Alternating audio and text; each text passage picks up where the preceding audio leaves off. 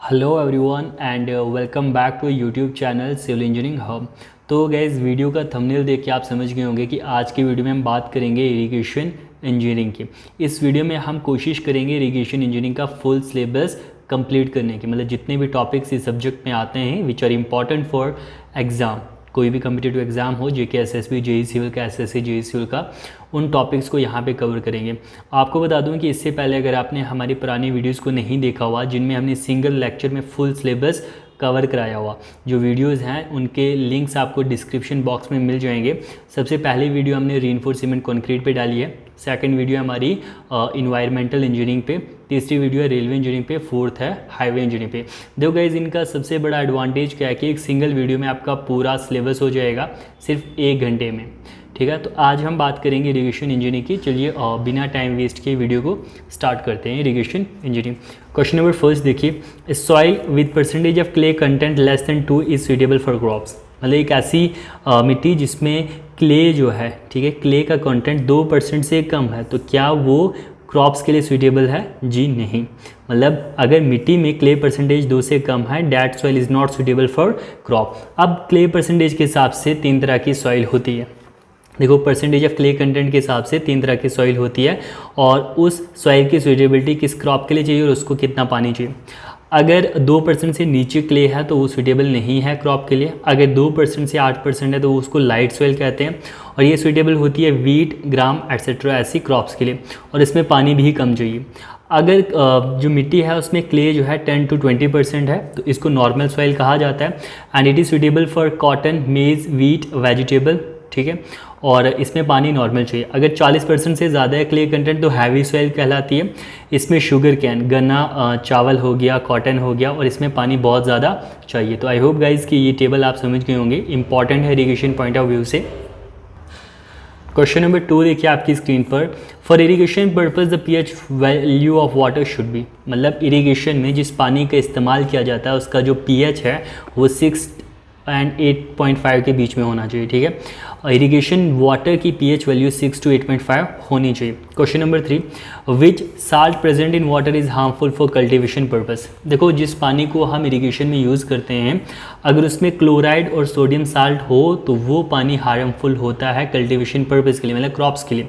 But अगर देखो Sandy soil जिसकी ड्रेनेज बहुत अच्छी है, मतलब पानी डालते सारा पानी खेत से ड्रेन आउट हो जाता है ग्रेविटी की वजह से, तो ऐसी सॉइल को इम्परमेबल बनाया जा सकता है अगर बहुत देर तक उसको ऐसे पानी से यूज़ किया जाए जिसमें 85% सोडियम साल्ट मौजूद हो। ठीक है, याद रखिएगा। क्वेश्चन नंबर 4 देखिए आपकी स्क्रीन पर, the water content at which plants can no longer extract sufficient water from the soil for its growth is called. देखो, जो हमारी मिट्टी है, ठीक है, उसमें क्या होता है, वॉइड्स होते हैं। ठीक है, याद रखिएगा। तो उन वाइड स्पेस में जो पानी लगता है, ठीक है, जो पानी होता है उसको सैचुरेशन कैपेसिटी कहते हैं। तो एक टाइम आता है जब उन वाइड्स में पानी बहुत कम हो जाता है, मतलब जो प्लांट्स हैं वो अपनी ग्रोथ के लिए उस पानी का यूज़ नहीं कर सकते, तो उस वाटर परसेंटेज को परमानेंट विल्टिंग पॉइंट कहते हैं। मतलब जिस परसेंटेज या वाटर के बाद प्लांट्स सॉइल से पानी को एक्सट्रैक्ट नहीं कर सकते अपनी ग्रोथ के लिए, उसको परमानेंट विल्टिंग पॉइंट कहते हैं इरिगेशन इंजीनियरिंग में, याद रखिएगा। इसके अलावा देखिए सैचुरेशन कैपेसिटी क्या होता है कि amount of water requires to fill up the pore space on soil particles by replacing all air held in pore space. ठीक है, कि कितना पानी वाइड्स में लग सकता है, मिट्टी के अंदर जितने वाइड्स है अगर उन वाइड्स को, एयर वाइड्स को रिमूव करके पानी से हम फिल कर दें तो कितना पानी उसमें लग सकता है, उसको सैचुरेशन कैपेसिटी कहते हैं।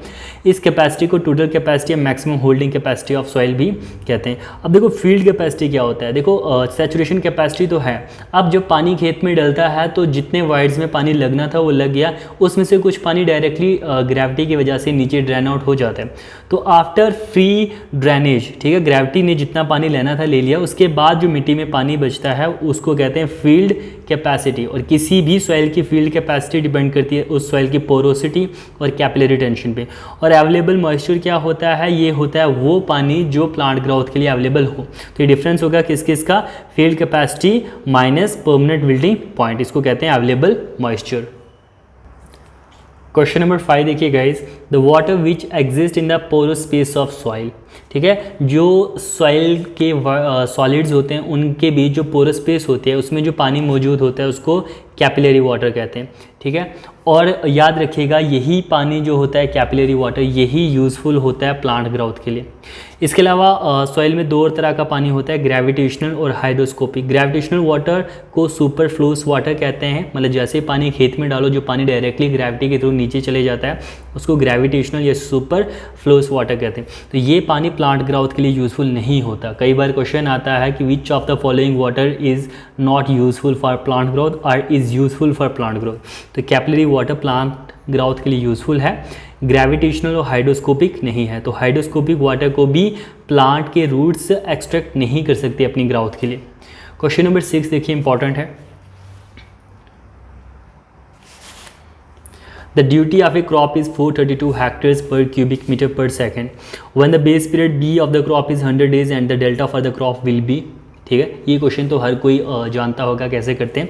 तो कोई ये इंपॉर्टेंट रिलेशन है इरिगेशन इंजीनियरिंग का, जो डेल्टा होता है 8.64 B upon D, base period upon duty. तो delta is equal to 8.64 B जो है 100 डेज है और duty 432 hectares per cubic metre per second है। तो इसको सॉल्व करेंगे तो 2 मीटर आएगा, यानी 200 सेंटीमीटर, यानी इस क्रॉप का overall depth water requirement 200 centimetre है। अब देखो बेस पीरियड क्या होता है, ये होता है time in days first watering से लास्ट वाटरिंग तक। और खेत में जो फर्स्ट वाटरिंग होती है, ठीक है, उसको पेलियो इरिगेशन कहते हैं। क्रॉप पीरियड क्या होता है, सोविंग से हार्वेस्टिंग तक का टाइम किसी भी क्रॉप का इन डेज। और डेल्टा क्या होता है, ये होता है टोटल डेप्थ पानी की कितनी चाहिए क्रॉप पीरियड के दौरान। मतलब इस क्रॉप पीरियड के दौरान मान लो एक फसल को 5 बार पानी लगता है, हर बार 10 सेंटीमीटर लगता है, तो 5 × 50, तो 50 सेंटीमीटर इसकी डेल्टा होगी। तो ड्यूटी क्या होता है, ये होता है कि कितना पानी, मतलब 1 क्यूबिक मीटर पर सेकंड अगर नहर में पानी हो तो कितने एरिया को इरिगेट कर सकता है उस सीज़न में। तो इसको एक्सप्रेस किया जाता है कि कितना hectare area 1 cubic metre per second से हमारा चल सकता है, या volume of water per hectare में कितना चाहिए, depth of water over area कितना चाहिए। तो कोर वाटरिंग क्या होता है, फसल लगने के बाद जो पहली वाटरिंग है उसको कोर वाटरिंग कहते हैं, और खेत को तैयार करने के लिए जो वाटरिंग होती है उसको पैलियो इरिगेशन कहते हैं। क्वेश्चन नंबर 7 देखिए आपकी स्क्रीन पर, the consumptive use of water of a crop. जो कंजेप्टिव यूज़ होता है, ठीक है, किसी भी क्रॉप का, वो किसके बराबर होता है। देखो कंजेप्टिव यूज़ मतलब उस फसल को टोटल पानी कितना चाहिए। It will be equal to precipitation, जो पानी उसको बारिश से मिलेगा, जो नहीं मिलेगा बारिश से, प्लस इरिगेशन। तो consumptive use will be equal to precipitation plus irrigation. It is also measured as volume of water per unit area. मतलब कंजेप्टिव यूज़ को भी कि एरिया में, पर यूनिट एरिया में कितना पानी चाहिए, या पूरे इरिगेटेड एरिया में डेप्थ ऑफ वाटर कितनी चाहिए। क्वेश्चन नंबर 8 देखिए आपकी स्क्रीन पर, the duty of irrigation water goes in increasing as the water flows. जो ड्यूटी होती है इरिगेशन वाटर की, क्या वो इंक्रीज़ होती है जैसे पानी फ्लो करता है। जी बिल्कुल, जो ड्यूटी है वो मैक्सिमम होती है हमारी फील्ड पे, मतलब जो हमारे खेत होते हैं, खेत की जो नालियाँ होती है वहाँ पे जो पानी पहुँचता है उसकी सबसे ज़्यादा ड्यूटी होती है। और इसकी मिनिमम ड्यूटी होती है कहाँ पे, इरिगेशन वाटर की कैनल के आउटलेट पे, मतलब या कैनल जहाँ से हमने पानी लिया हुआ। तो ड्यूटी होता है कि इसके बराबर है area of crop irrigated divided by quantity of water required during its entire growth period. Question number 9 देखिए, outlet discharge for a particular crop is given by. Outlet discharge का मतलब क्या हुआ, ड्यूटी होता है, ठीक है। तो आउटलेट डिस्चार्ज आउटलेट डिस्चार्ज नहीं, आउटलेट फैक्टर ड्यूटी होता है। तो आउटलेट डिस्चार्ज किसी भी क्रॉप के लिए कितना होगा, ये होगा एरिया अपॉन आउटलेट फैक्टर। मतलब आउटलेट डिस्चार्ज क्या है कि जो नहर है, नहर उसको हम कितने क्यूबिक मीटर के लिए डिज़ाइन करें। तो देखो आपके पास कितने एरिया है जिसमें इरिगेशन होगी, मान लो ये है 3000 हेक्टेयर, और आउटलेट फैक्टर ड्यूटी का मतलब कि 1 क्यूबिक मीटर अगर नहर में पानी है तो वो 1000 हेक्टेयर एरिया को इरिगेट कर सकती है। तो यहाँ से आउटलेट डिस्चार्ज आ जाएगा 3 क्यूबिक मीटर पर सेकंड का। मतलब नहर में 3 क्यूबिक मीटर पर सेकंड पानी हो तब जाके 3000 हेक्टेयर्स का area 1000 hectares per cubic metre duty से कवर कराया जा सकता है। वो होता है आउटलेट डिस्चार्ज, याद रखिएगा। क्वेश्चन नंबर 10 देखिए आपकी स्क्रीन पर, the core depth for rice is 190 mm and core period is 14 days. Core depth है चावल के लिए 190 mm और कोर पीरियड है 14 दिन। तो आउटलेट फैक्टर क्या होगा इसके लिए, देखो मैंने आपको बताया आउटलेट फैक्टर को ही हम ड्यूटी कहते हैं। तो कोर डेप्थ को हम यहाँ पे ओवरऑल डेप्थ ले लेंगे और कोर पीरियड को हम बेस पीरियड ले लेंगे। तो यहाँ से delta is equal to 8.64 B upon D. तो यहाँ से ड्यूटी कैलकुलेट करनी है, duty equal to 8.64, base speed कितना है हमारा 14 डेज, और यहाँ पे ओवरऑल डेप्थ कितनी 190 mm 0.19 metre, 637 hectares per cubic metre per second. मतलब अगर नहर में पानी 1 क्यूबिक मीटर पर सेकंड हो तो इससे 637 हेक्टेयर के एरिया की खेती की जा सकती है ऐसी फसल की जैसे चावल हो, जिसमें 14 दिनों में 190 mm पानी चाहिए। क्वेश्चन नंबर 11 देखिए, फॉर क्लोज्ड ग्रोविंग क्रॉप्स जैसे कि wheat the method of irrigation used is. देखो डिफरेंट मेथड्स है इरिगेशन के, मतलब पानी को जब हम खेतों में लगाते हैं अलग अलग तरीके से लगाते हैं, तो वो मेथड डिपेंड करता है वहाँ की टोपोग्राफी पे और क्रॉप की सूटेबिलिटी पे कि कौन सी फसल लगी है। तो अगर ऐसी फसल है जो क्लोज्ड ग्रोविंग क्रॉप्स है, जैसे गेहूँ होता है, देखो वो घना होता है, क्लोज्ड ग्रोविंग क्रॉप्स है, तो उसमें बॉर्डर फ्लडिंग का इस्तेमाल किया जाता है, याद रखिएगा। क्वेश्चन नंबर 12 देखिए आप आपकी स्क्रीन पर, what is the water requirement of wheat crop. जो गेहूं की फसल है उसकी वाटर रिक्वायरमेंट क्या है। तो देखो ओवरऑल डेल्टा जो है गेहूं के लिए 45 to 65 सेंटीमीटर होता है। तो जो मेज़ होती है ना, मक्की पहाड़ी एरिया में लगती है, उसके लिए भी ओवरऑल जो डेल्टा होता है वो 45 to 65 सेंटीमीटर होता है। देखिए note important note, the optimum depth of kor watering for wheat in the plains of North India 13.5 centimetre. ठीक है, जो गेहूँ होता है, ठीक है, उसकी कोर वाटरिंग जो फर्स्ट वाटरिंग होती है, ठीक है, वो 13.5 सेंटीमीटर होती है, और वही कोर वाटरिंग फर्स्ट वाटरिंग होती है जब फसल लग जाती है कुछ सेंटीमीटर ग्रो कर जाती है। तो यही वाटरिंग कोर वाटरिंग के लिए ऑप्टिमम डेप्थ पानी की 19 सेंटीमीटर राइस के लिए चाहिए और शुगर केन के लिए 16.5 सेंटीमीटर चाहिए। बहुत इंपॉर्टेंट है, याद रखिएगा।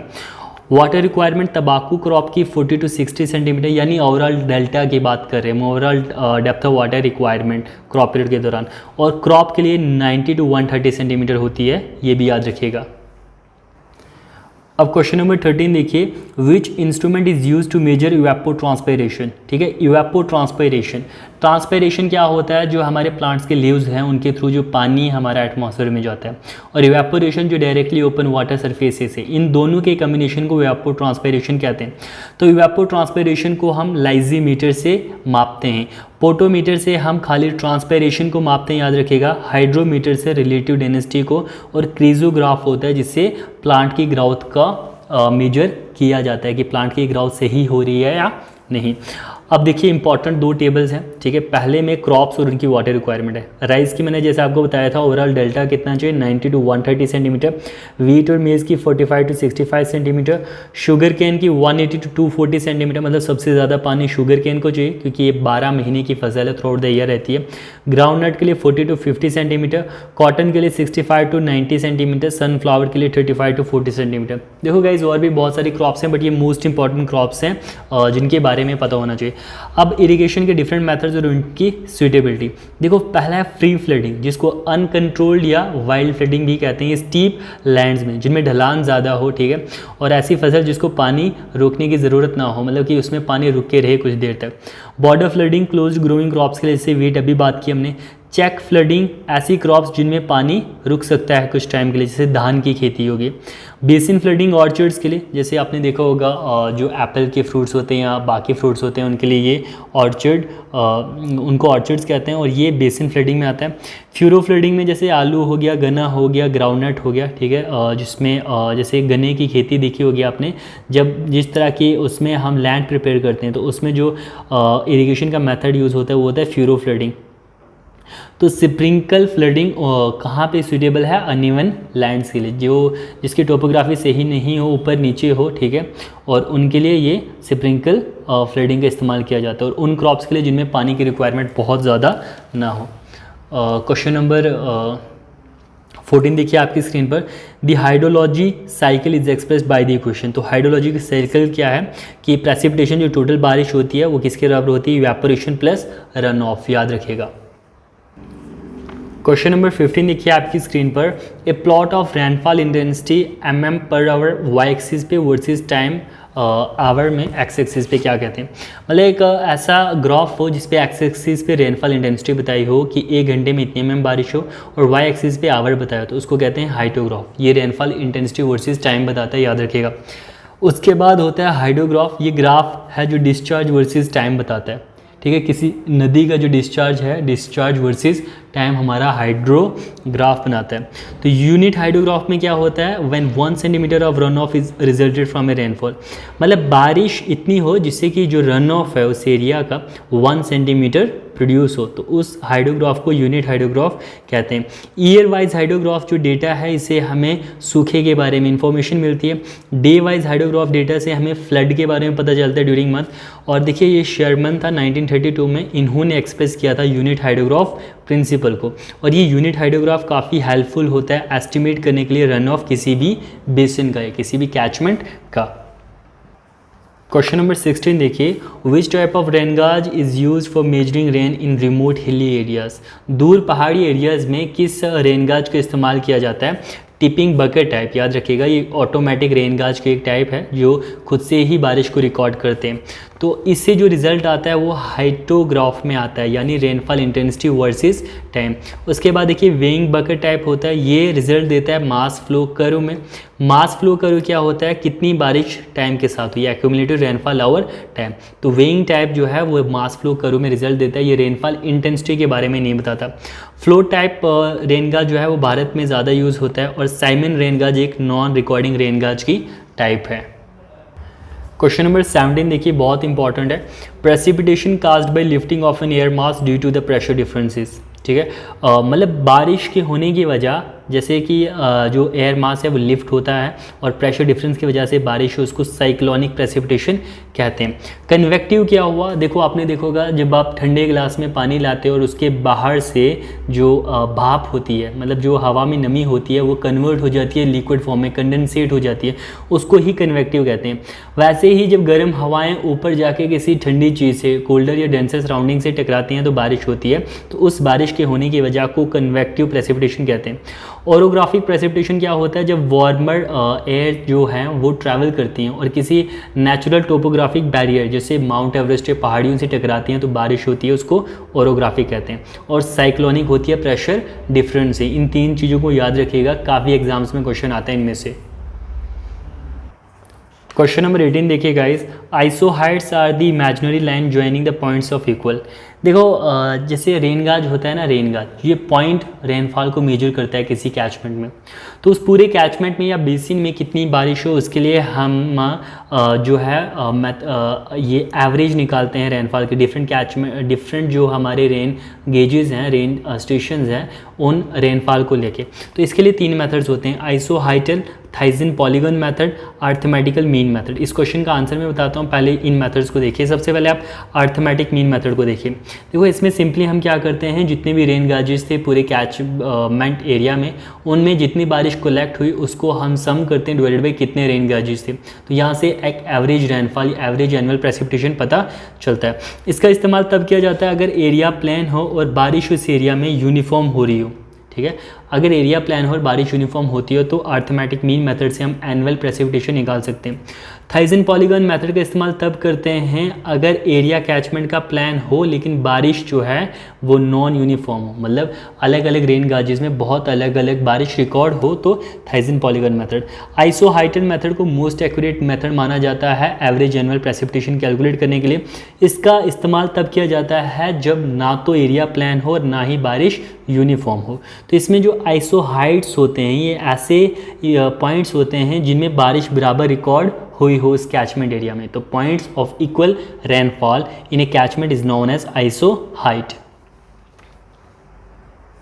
क्वेश्चन नंबर 19 देखिए आपकी स्क्रीन पर, which instrument is used to measure humidity of air. हवा की नमी को मापने के लिए हाइग्रोमीटर का इस्तेमाल किया जाता है। ह्यूमिडिटी क्या होता है कि हवा में कितनी नमी है, वाटर वेपर्स कितने। तो मास फ्लो कर्व क्या बताता है, रेनफॉल वर्सेस टाइम, याद रखिएगा। अब इस क्वेश्चन नंबर 20 को ध्यान से देखिएगा क्योंकि यहाँ पे एक ट्रिक बताऊंगा जिससे आप इसको याद रख सकते हैं। What is the relation between consumptive irrigation requirement CIR, net irrigation requirement NIR, flow irrigation, field irrigation requirement FIR and gross irrigation requirement GIR।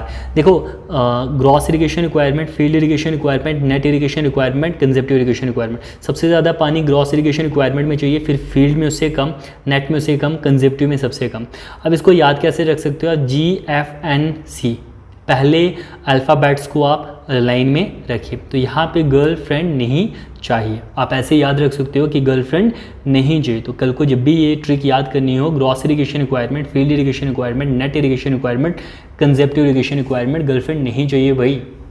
तो देखो अब ये होता क्या है, सबसे पहले हम करते हैं बात सी की, चाहिए की, कंसेप्टिव इरिगेशन रिक्वायरमेंट। तो कंसेप्टिव इरिगेशन रिक्वायरमेंट मैंने आपको बताया था कि कंसेप्टिव इरिगेशन रिक्वायरमेंट होता है ठीक किसके बराबर, जो फसल को पानी हमने इरिगेशन के थ्रू देना है। तो वो किसके बराबर होगा, टोटल कितना पानी चाहिए था उसमें से बारिश ने कितना दिया वो माइनस कर दो, तो कंसेप्टिव इरिगेशन रिक्वायरमेंट आ जाएगा। कंसेप्टिव यूज़ हो गया ओवरऑल पानी की रिक्वायरमेंट फसल के लिए। इफेक्टिव रेनफॉल पानी की वो रिक्वायरमेंट जो बारिश द्वारा पूरी हो।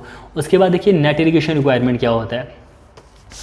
देखो नेट इरिगेशन रिक्वायरमेंट में हम कंसिडर करते हैं कंसेप्टिव इरिगेशन रिक्वायरमेंट को प्लस लीचिंग रिक्वायरमेंट को, ठीक है। तो लीचिंग रिक्वायरमेंट में जो सिलीन साल्ट्स होते हैं उनको रिमूव किया जाता है रूट जोन से।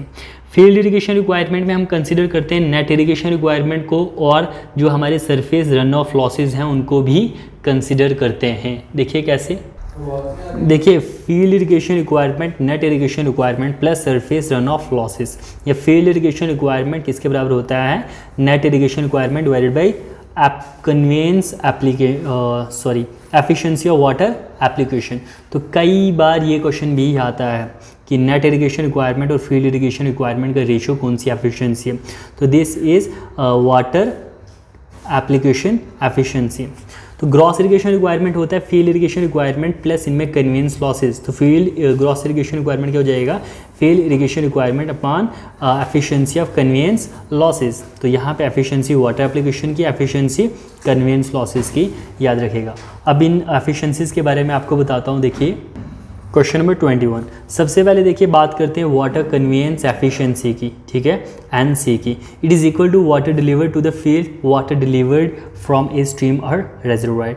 मतलब खेत में कितना पानी पहुंचा और स्ट्रीम या रेजरवायर से खेत के लिए कितना पानी आया था। इस एफिशिएंसी को कहते हैं वाटर कन्वीनियंस एफिशिएंसी। मतलब रास्ते में कितना पानी चले गया। मान लो कि खेत में 80 लीटर पहुंचा और नहर से 100 लीटर छोड़ा था, तो 20 लीटर पानी यहाँ पे गायब हुआ। तो इसको कहते हैं water conveyance efficiency. Water application efficiency क्या है, नीटा A, water in root zone after irrigation divided by water delivered to the field. मतलब देखो जितना पानी हमने खेत में डाला उसमें से कुछ इवेपोरेट हो जाता है, तो जितना पानी अब रूट जोन में है खेत में डालने के बाद डिवाइड बाई खेत में कितना डाला था। मान लो अब 80 लीटर हमने खेत में डाला था, उसमें से 60 लीटर रूट जोन में पहुंचा, 80 लीटर खेत में पहुंचा था, 20 लीटर इवेपोरेट हो गया। तो इसको कहते हैं वाटर एप्लीकेशन एफिशिएंसी। एक और होता है यहाँ पे वाटर स्टोर्ड एफिशिएंसी। तो ये होता है water in the root zone after irrigation divided by volume of water required to fill the root zone to it field capacity. Water stored efficiency क्या होता है कि रूट जोन में कितना पानी है और रूट जोन में कितना पानी चाहिए था उसके रूट जोन को फील्ड कैपेसिटी तक फिल करने के लिए। और मैंने आपको बताया था फील्ड कैपेसिटी क्या होता है, सैचुरेशन कैपेसिटी में से फ्री ड्रेनेज पानी निकलने के बाद जो होता है फील्ड कैपेसिटी, ये होता है available moisture plus permanent wilting point के बराबर। तो इस एफिशिएंसी को वाटर स्टोर्ड एफिशिएंसी कहा जाता है।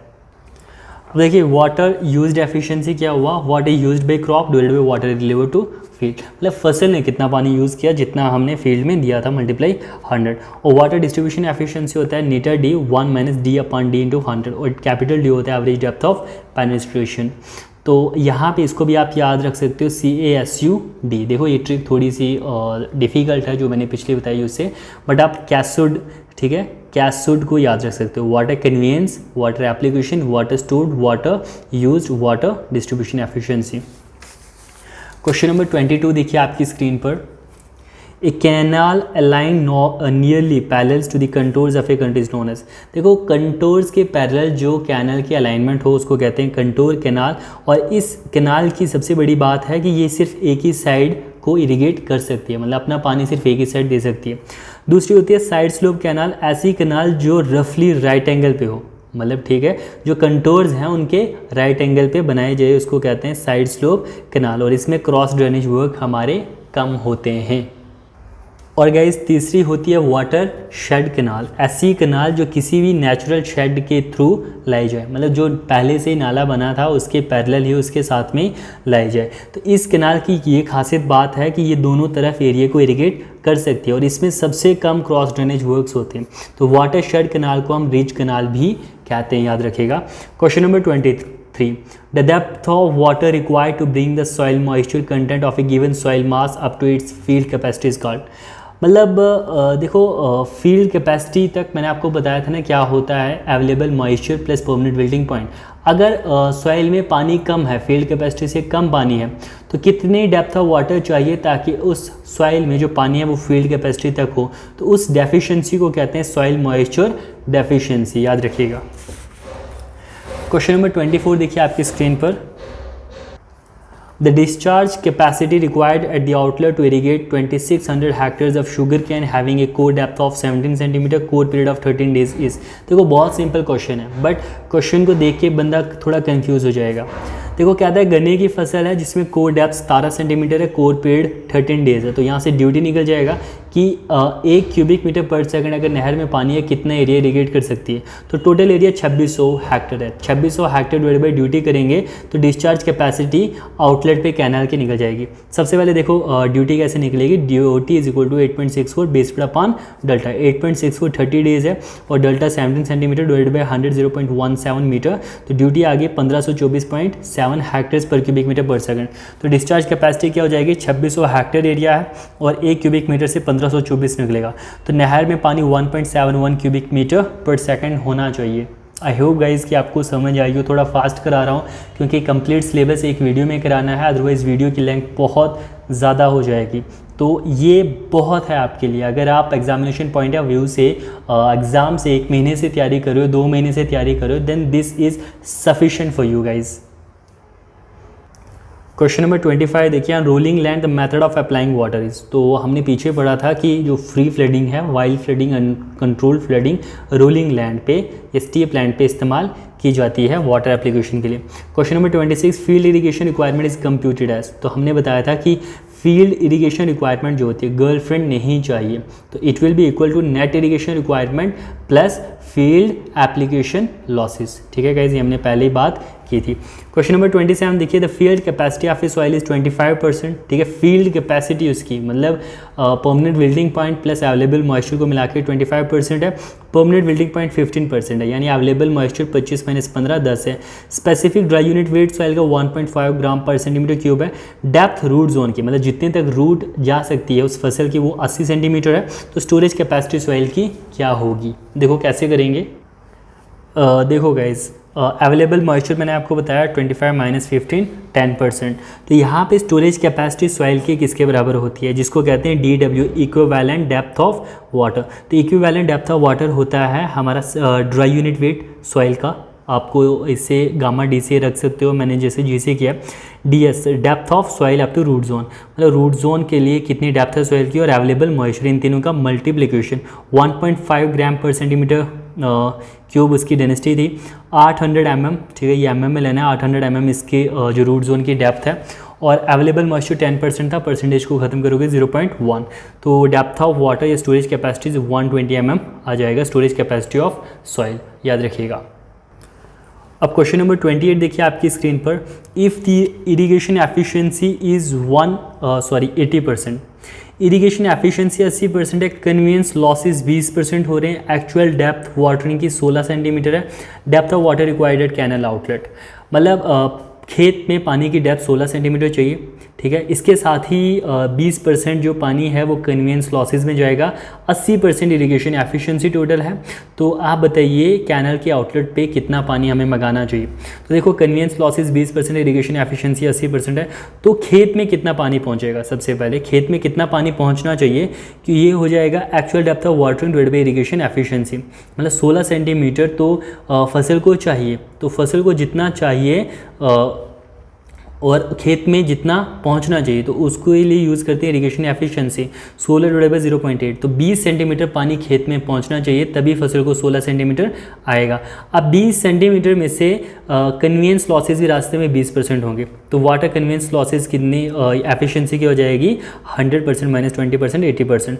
तो वाटर कैनल आउटलेट पे कितना हो जाएगा 20 डिवाइडेड बाय 0.8 25 सेंटीमीटर, मतलब 25 सेंटीमीटर अगर पानी हम छोड़ते हैं इन एफिशिएंसीज के आधार पर 16 सेंटीमीटर पानी फसल को मिलेगा रूट जोन में. क्वेश्चन नंबर 21 देखिए, which of the following statement is correct for duty of water? It increases with increase in humidity. देखो ड्यूटी पानी की सबसे ज़्यादा होती है कहाँ पे, मैंने आपको बताया था फील्ड पे, सबसे कम होती है कैनल के आउटलेट पे। तो ये इंक्रीज करती है ह्यूमिडिटी इंक्रीज होने पे। तो क्लाइमेटिक कंडीशन पे देखो 4 तरह के कंडीशंस होते हैं, temperature, wind, velocity, humidity, rainfall. देखो अब बारिश बढ़ेगी तो खेतों में ऑलरेडी पानी होगा, तो 1 क्यूबिक मीटर पर सेकंड नहर में अगर पानी होगा तो वो अगर 1000 हेक्टेयर को इरिगेट कर रही थी तो अब 1100 को कर सकती है।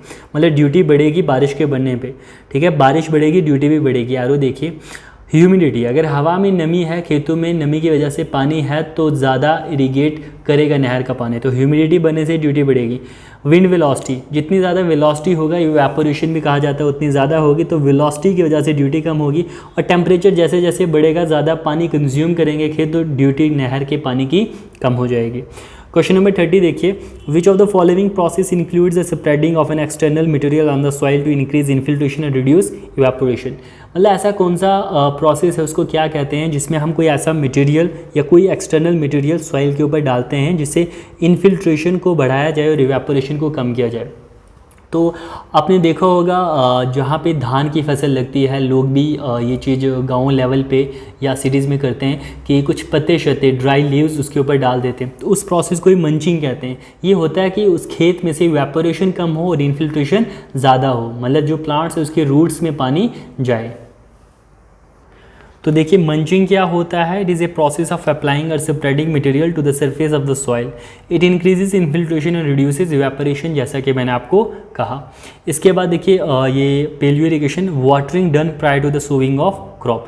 फसल लगने से पहले ही खेत को तैयार करने के लिए जो पानी दिया जाए उसको पेलियो इरिगेशन कहते हैं। ठीक, और कोर वाटरिंग, फसल उग जाने के बाद जो पहली बार फसल को पानी मिलेगा, कोर वाटरिंग। प्लगिंग क्या हुआ, process of turning up of earth before sowing. मतलब जैसे मिट्टी ऊपर वाली मिट्टी को नीचे वाली के ऊपर, जैसे हम देसी में कहें तो बेल लगाना, नहीं तो ट्रैक्टर लगाना, उसको प्लगिंग कहते हैं। तो टिलेज भी एक एग्रीकल्चरल प्रिपरेशन है सॉइल की, जिसमें मैकेनिकल एग्रीटेशन की जाती है, बहुत तरह की digging, striking and out turning. जैसे कि हमारे यहाँ जैसे गोबर डाला जाता है तो उस प्रोसेस को टिलेज कहते हैं, याद रखिएगा। देखो क्वेश्चन नंबर 31 ऐसे क्वेश्चन अभी हमने पीछे किया था। यहाँ पे कह रहा है calculate the permanent wilting point if the depth of water in the root zone at a permanent wilting point per metre depth of soil is 0.4 metre, the dry density of soil is 16 kilo newton per cubic metre, यानी 1.6 gram per centimetre cube. Equivalent depth of water, देखो किसके बराबर होता है equivalent depth of water, जो dry density है soil की into depth of soil root zone तक into available moisture. Depth of zone इसने कहा है पर मीटर डेप्थ, तो मतलब 1 मीटर है, और उसमें जो डेप्थ ऑफ वाटर है, equivalent depth of water 0.4 metre, 0.4 divided by 1 into 100 40%, तो 40 centimetre is equal to 1.6 into 100 into available moisture. तो यहाँ से अवेलेबल मॉइस्चर 25% आ गया, मतलब 25% जो है वो अवेलेबल मॉइस्चर है। तो इसने बोला था परमानेंट विल्टिंग पॉइंट भैया क्या होगा, तो 40% डेप्थ ऑफ वाटर उसमें है, तो 40 में से 25 निकाल दो तो 15% जो है वो हमारा परमानेंट विल्टिंग पॉइंट होगा। तो ये 40 जो दिया था, ये क्या दिया था हमारे पास, ठीक है, फील्ड कैपेसिटी, याद रखिएगा गाइस। क्वेश्चन नंबर 32 देखिए, with an increase in the supply of irrigation water yield of crop. देखो अगर पानी को बहुत ज़्यादा बढ़ा दें तो फसलें कुछ हद तक अच्छी बनने लगेंगी, और पानी उससे ज़्यादा बढ़ जाए तो उस लिमिट के बाद वो डिक्रीज़ होंगी। इस डायग्राम में देखिए मॉइस्चर कंटेंट और रेट ऑफ ग्रोथ, जैसे जैसे पानी बढ़ रहा है परमानेंट विल्टिंग पॉइंट के बाद फसल जो है वो बढ़ती जा रही है, आप देख सकते हैं। तो एक पॉइंट आता है ऑप्टिमम क्रॉप ग्रोथ, मतलब ऑप्टिमम मॉइस्चर कंटेंट पे ऑप्टिमम क्रॉप ग्रोथ होती है। उसके बाद से अगर पानी बढ़ता जाए तो जो फसल की ग्रोथ है वो फिर डिक्लाइन होने लगती है।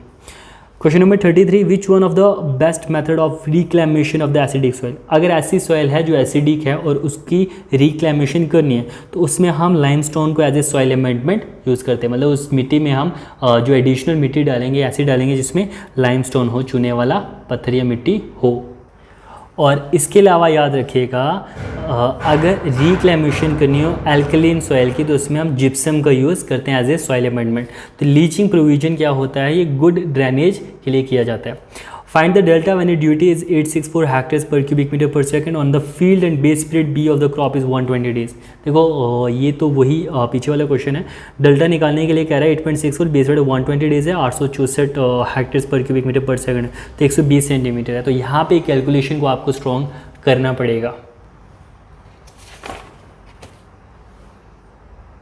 क्वेश्चन नंबर 35 देखिए guys, which of the following rivers in alluvial flood plains flows into or more channels around alluvial islands.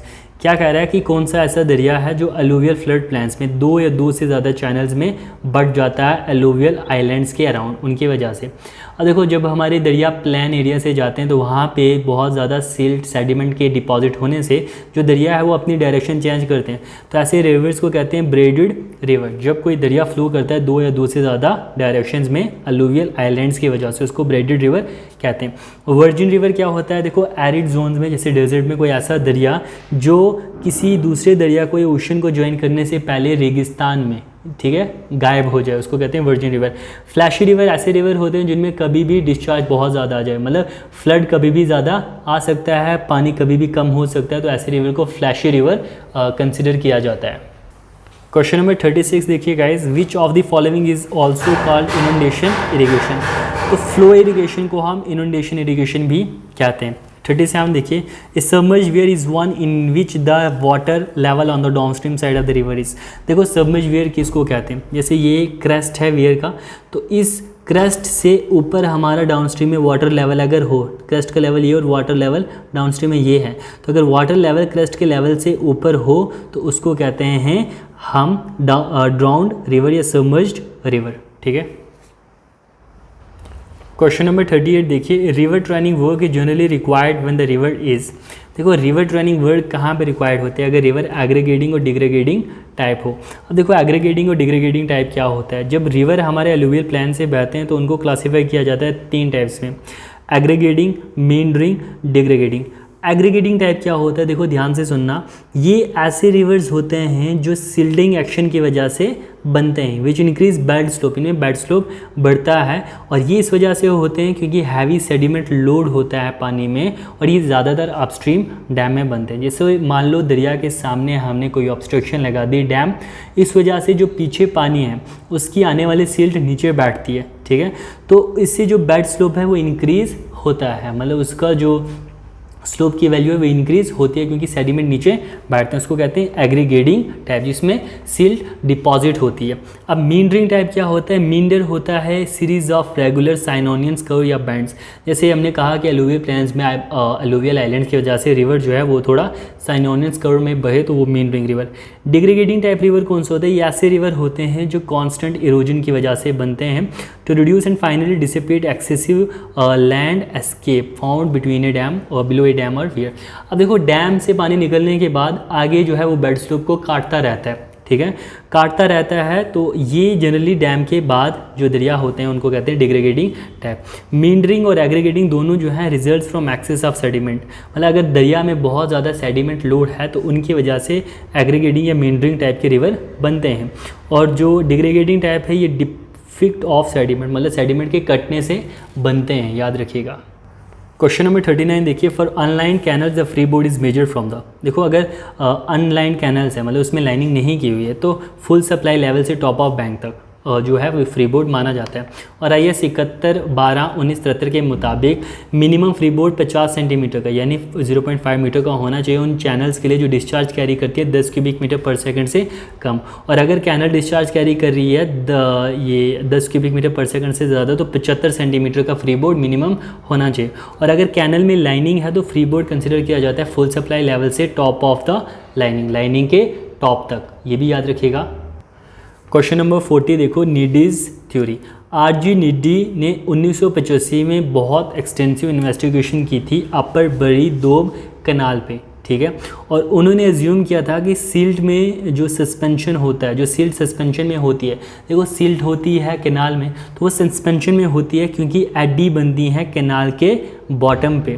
तो उसने डिफाइन की थी क्रिटिकल वेलोसिटी चैनल में, जिसको मीन वेलोसिटी भी कहते हैं, जो कि चैनल को फ्री फ्रॉम सिल्टिंग या स्कवरिंग से रखे। मतलब एक ऐसी वेलोसिटी उन्होंने डिफाइन की थी जिसको क्रिटिकल वेलोसिटी या मीन वेलोसिटी कहते थे, जिससे ना तो कैनाल में सेडिमेंट नीचे बैठेगा ना तो कैनाल का पानी स्कवरिंग एक्शन काज करेगा, मतलब बेड्स को या साइड स्लोप को काटेगा। तो इन्होंने क्रिटिकल वेलोसिटी बताई थी मीटर पर सेकंड में v is equal to 0.55 m y की पावर 0.64। ठीक है, किसी भी तरह के कैनाल के लिए उन्होंने कहा था जो क्रिटिकल वेलोसिटी होती है it is equal to 0.55 m y की पावर 0.64। अब देखिए ये y क्या है, m क्या है, और अपर बरी दोब कैनाल के लिए इन्होंने क्या कहा था, v not critical velocity 0.55 y की power 0.64। y depth of water है मीटर में और m क्रिटिकल वेलोसिटी रेशियो है, तो अपर बरी दोब कैनाल के लिए इन्होंने m की वैल्यू 1 रखी थी। तो 41 देखिए, calculate the critical velocity metre per second में of a canal using Kennedy's theory if depth of flow is 3 metre. Depth of flow 3 metre है, क्रिटिकल वेलोसिटी रेशियो नहीं दिया तो हमने ज्यूम कर दिया 1, तो v नॉट की वैल्यू क्रिटिकल वेलोसिटी की हो जाएगी 0.55 1 इंटू वाई की पावर 0.64, 1 इंटू 3 की power 0.64 into 0.55 1.11 metre per second आती है क्रिटिकल वेलोसिटी। क्वेश्चन नंबर 42 देखिए guys, the maximum height of a masonry dam of a triangular section whose base width is b and specific gravity is g। देखो क्या कह रहा है कि maximum height masonry dam की क्या होगी अगर बेस पे उसकी विड्थ b है, स्पेसिफिक ग्रेविटी g है।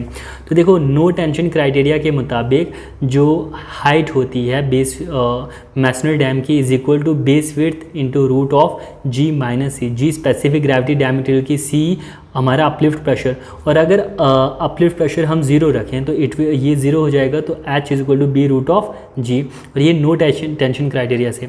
और अगर नो शेयर क्राइटेरिया से देखें तो जो ये होता है base width is equal to h upon mu g minus C. यहाँ पे c को नेगलेक्ट करें अपलिफ्ट प्रेशर, तो h upon mu minus g। तो जो बेस विड्थ होती है एलिमेंट्री प्रोफाइल ग्रेविटी डैम के लिए, ये तो आ गया मैसनरी डैम के लिए। ग्रेविटी डैम के लिए एलिमेंट्री प्रोफाइल पे बेस विड्थ ली जाती है ग्रेटर इन दो क्राइटेरिया से, no tension criteria, no shear criteria, h upon root of g और h upon mu root of g। Mu क्या है, कोफिशिएंट ऑफ फ्रिक्शन, याद रखिएगा। क्वेश्चन नंबर 43 देखिए, identify the correct statement pertaining to Bligh's creep theory used in the design of impervious floors for structures foundation on pervious soil. मतलब Bligh's creep theory के मुताबिक जो impervious floors का डिज़ाइन होता है उन स्ट्रक्चर्स के लिए जिनकी फाउंडेशन परवियस सॉइल पे हो, वो उसके मुताबिक सही स्टेटमेंट। तो मैंने स्टेटमेंट को ही लिखा है। इसमें बताया जाता है कि हेड लॉस डायरेक्टली प्रोपोर्शनल होता है क्रीप लेंथ के। ब्लिग्स-क्रेप थ्योरी के मुताबिक जो लेंथ होती है, ठीक है, क्रीप लेंथ ही होती है c इंटू एच। तो L आ गया क्रीप लेंथ, C आ गया ब्लिग्स-क्रेप कोफिशिएंट और H आ गया क्रीप हेड, जिसको हम हेड लॉस कहते हैं। क्वेश्चन नंबर 44 देखिए, Sharda type fall was design to. जो शारदा टाइप फॉल है इसको डिज़ाइन किया गया था मिनिमाइज़ करने के लिए डेप्थ ऑफ कटिंग। देखो कैनाल फॉल क्या होता है कि जब कैनाल में बहुत ज़्यादा सरप्लस अमाउंट में एनर्जी हो या जो उसका स्लोप है वो बहुत ही ज़्यादा हो, तो उस स्लोप को कम करने के लिए हम वर्टिकल फॉल्स देते हैं। तो इसमें अलग अलग तरह के फॉल्स है, तो शारदा फॉल भी डेप्थ ऑफ कटिंग को कम करने के लिए दिया जाता है। क्वेश्चन नंबर 45 देखिए, trapezoidal canal of bottom width b, depth d, side slope 2:1, horizontal vertical is formed in cutting for a length of L. It is prepared to provide lining of the canal, the surface area of the lining is. क्या कह रहा है, trapezoidal section की canal है जिसकी bottom पे width b है, depth d है, साइड स्लोप 2:1 है और वो कटिंग में बनी है, लेंथ उसकी L है। तो अगर हमें लाइनिंग करनी है कैनाल में तो कितने एरिया में लाइनिंग करनी होगी, तो लाइनिंग के लिए जो होता है ना लाइनिंग, सरफेस एरिया लाइनिंग, वो होता है वेटेड पैरामीटर इंटू लेंथ, या सिंपली पैरामीटर इंटू लेंथ। तो वेटेड पैरामीटर क्या हो जाएगा, b प्लस ये साइड स्लोप की लेंथ, ये साइड स्लोप की लेंथ, वो हो जाएगा पैरामीटर मल्टीप्लाई L। तो ये साइड स्लोप किसके बराबर होगा, देखो ये हमारा z:1 है, तो ये डायमेंशन क्या हो जाएगी zd, ये d। तो इसको अगर हम पाइथागोरस थ्योरम लगाएं तो ये क्या हो जाएगा, ये वाली डायमेंशन क्या हो जाएगी, hypotenuse is equal to base का स्क्वायर zd का स्क्वायर प्लस d का स्क्वायर। तो इसको अगर हम करें तो ये हो जाएगा d इंटू 1 प्लस z का स्क्वायर। तो इस साइड का multiply 2 plus b into L। तो ये हमारा सरफेस एरिया लाइनिंग का होगा। Rainfall hyetograph shows the variation of. तो रेनफॉल हाइटोग्राफ में रेनफॉल इंटेंसिटी वर्सेस टाइम, ये मैंने 3 बार डिस्कस कर चुका हूँ पीछे ये क्वेश्चन, तो ध्यान दीजिएगा। उसके बाद क्वेश्चन नंबर 47 देखिए आपकी स्क्रीन पर, the areal characteristics of a rain storm are represented by. Areal characteristics rain storm के डैड करो से रिप्रेजेंट होते हैं। देखो DAD क्या है, depth area duration relationship. Depth of rainfall at the rain gauge station is called point rainfall. मतलब catchment area में नंबर ऑफ रेन गेजेस होते हैं, तो किसी सिंगल रेन गेज में जो डेप्थ ऑफ रेनफॉल रिकॉर्ड होती है उसको कहते हैं पॉइंट रेनफॉल। तो इस पॉइंट रेनफॉल डेटा को कन्वर्ट किया जाता है एरियल रेनफॉल डेटा के लिए, तो इसके लिए यूज़ होते हैं dad curves, depth area duration curves. Question number 48 देखिए आपकी स्क्रीन पर, विच of the following statement is true for the linear reservoir. Linear reservoir को लेके सही स्टेटमेंट क्या है? देखो लीनियर रेजर्वायर में स्टोरेज डायरेक्टली प्रोपोर्शनल होती है आउटफ्लो डिस्चार्ज के, storage directly proportional outflow discharge के, और हेड भी डायरेक्टली प्रोपोर्शनल होता है आउटफ्लो के, और स्टोरेज डायरेक्टली प्रोपोर्शनल होती है हेड के। क्वेश्चन नंबर 49 देखिए guys, calculate the evaporation in mm from the pond if the pan evaporation is 45 mm, pan coefficient is 0.7। देखो पैन कोफिशिएंट होता है pond evaporation upon pan evaporation, तो हमें pond evaporation निकालने के लिए कह रहा है पैन से अगर 45 mm होती है तो पैन पॉन्ड इवेपोरेशन क्या हो जाएगा, pan evaporation into pan coefficient. Pan evaporation है 45 mm, पैन कोफिशिएंट 0.7, तो 31.5 mm याद रखिएगा। क्वेश्चन नंबर 50 देखिए, calculate the run off centimetre में from a rainfall of 3 hours the intensity of the rainfall is 2 centimetre per hour. ठीक है, बताओ run of कितना होगा सेंटीमीटर में। अगर 3 घंटे बारिश होती है, रेनफॉल इंटेंसिटी 1 घंटे में 2 सेंटीमीटर हो रही थी, 3 घंटे में 6 सेंटीमीटर होगी। इसमें से इवेपोरेशन और इन्फिल्ट्रेशन लॉसेज 8 mm पानी जो इवेपोरेशन में चले गया, 16 mm हमारा इन्फिल्ट्रेशन लॉसेज में चले गया, तो रन ऑफ कितना होगा। देखो 3 घंटे में 60 mm बारिश हुई, 60 में से 8 mm इवेपोरेट हो गया, 16 mm हमारा इन्फिल्ट्रेट हो गया, तो बचेगा 36 mm, यानी 3.6 सेंटीमीटर फिर से रन ऑफ बचेगा। नेक्स्ट क्वेश्चन देखिए 52, an irrigated canal is 80 kilometre long, it has an average surface width of 15 metre, if the evaporation measured in the class A pan is 5 mm per day, the volume of water evaporated in a month of 30 days, pan coefficient 0.7। देखिए यही question अभी हमने ऊपर किया, कह रहा है irrigation canal लंबी है 80 किलोमीटर, ऊपर था पॉन्ड को लेके और ये अब ये कैनाल को लेके 80 किलोमीटर लंबी है, सरफेस विड्थ 15 मीटर है जहाँ से पानी इवेपोरेट हो सकता है। अगर इवेपोरेशन मेजर की जाती है क्लास ए पेन में एक दिन में 5 mm, तो वॉल्यूम कितना इवेपोरेट होगा 30 दिनों में। पेन कोफिशिएंट 0.7 ले लो, पेन कोफिशिएंट क्या हो जाएगा हमारा evaporation in canal divided by pan A, जो पेन क्लास ए पेन है इसमें इवेपोरेशन, तो इसमें एक दिन में 5 mm हो रही है, 30 दिन में कितनी हो जाएगी 30 × 5 150 mm। तो लेक और कैनाल में कितनी हो जाएगी 150 mm का 0.7 टाइम्स, तो 105 mm। अब 105 mm पानी इवेपोरेट हुआ, लेकिन सबसे पहले हमें पता होना चाहिए कि सरफेस एरिया कितना है। तो 15 मीटर विड्थ थी और लेंथ कितनी थी 80 किलोमीटर, मीटर में कर दी लेंथ इंटू विड्थ, तो एरिया आ गया और कितनी डेप्थ पानी इवेपोरेट हुआ 0.105, तो ये कितना हो जाएगा 1,26,000 क्यूबिक मीटर पानी जो है इवेपोरेट होगा। क्वेश्चन नंबर 53 देखिए, among the classification of canals based on alignment criteria identify the canal in which number of cross drainage work is maximum. तो मैंने आपको बताया था कंटूर कैनाल पैरेलल होती है कंटूर्स के, इसलिए इसमें मैक्सिमम ड्रेनेज वर्क्स होते हैं और मिनिमम होते हैं रिज कैनाल में, जिसको वाटरशेड कैनाल भी कहते हैं। क्वेश्चन नंबर 54 देखिए guys, in A concrete canal the approximate permissible velocity of water should not exceed. Concrete canal में जो अप्रॉक्सीमेट परमिजिबल वेलोसिटी है पानी की वो 2 मीटर पर सेकंड से ज़्यादा नहीं होनी चाहिए।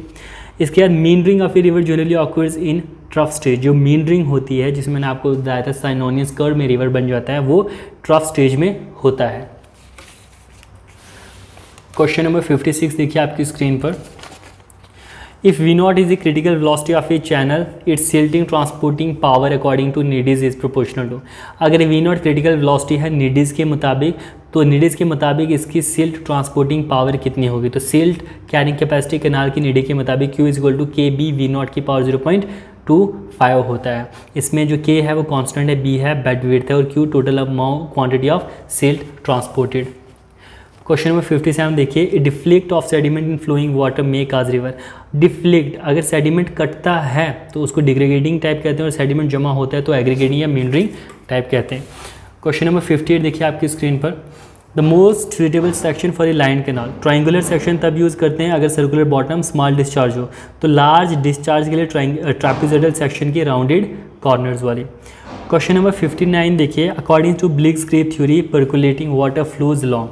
ब्लिट्जक्रीग थ्योरी के मुताबिक जो पर्कुलेटिंग वाटर होता है वो कहाँ से फ्लो करता है? देखो इस थ्योरी के मुताबिक जो पर्कुलेटिंग वाटर है वो फॉलो करता है outline of the base of the foundation of the hydraulic structure. याद रखिएगा, कई बार डायरेक्ट स्टेटमेंट आती है। क्वेश्चन नंबर 60 देखिए, for standing crop consumptive use of water is equal to depth of water. मतलब कोई स्टैंडिंग क्रॉप के लिए कंजेप्टिव यूज ऑफ वाटर ही डेप्थ ऑफ वाटर के बराबर है।